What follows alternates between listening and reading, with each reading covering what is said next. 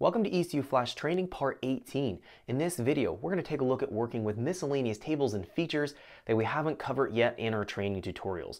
These are going to be things like our lean spool, or working with our periphery bits, or even taking a look at different fuel and spark timing tables that we haven't covered yet.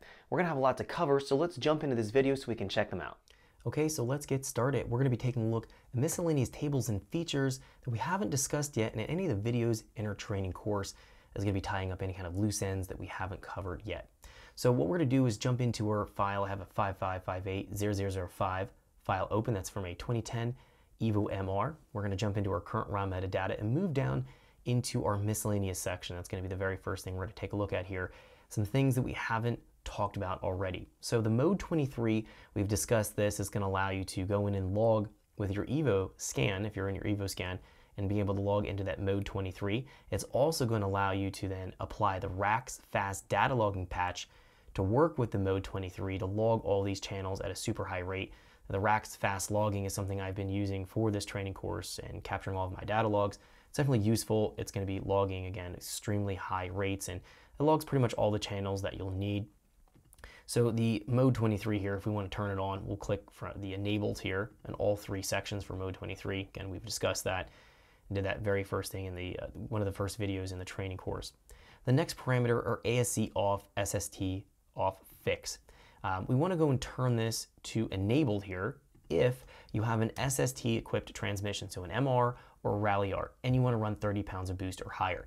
If we run 30 pounds of boost or higher without using this fix, the clutch packs will actually disengage. It'll drop all the clutch pressure, and then we're going to find that it just basically starts to free rev. It doesn't do anything, sets off check engine lights, and it's going to act like the transmission's broken, which in this case, obviously, we can go here and disable, or it can enable the fix to disable that problem. So it bypasses that factory logic.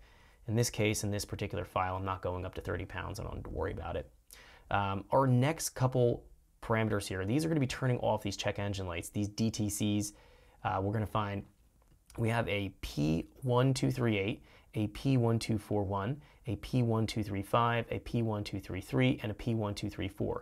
This is mass airflow sensor plausibility, torque monitor, mass airflow sensor plausibility again, and then throttle position sensor plausibility. These will become a problem when you start to make more power with your Evo 10.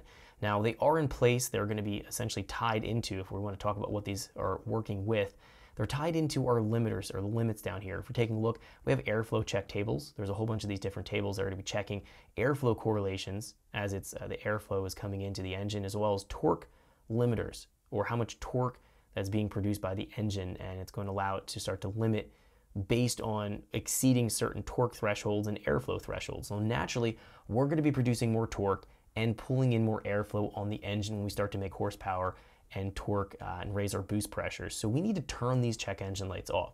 So going in, you could go in and start to raise your thresholds in these tables, but it is going to be cumbersome, and a lot of times you can't necessarily get it exactly right.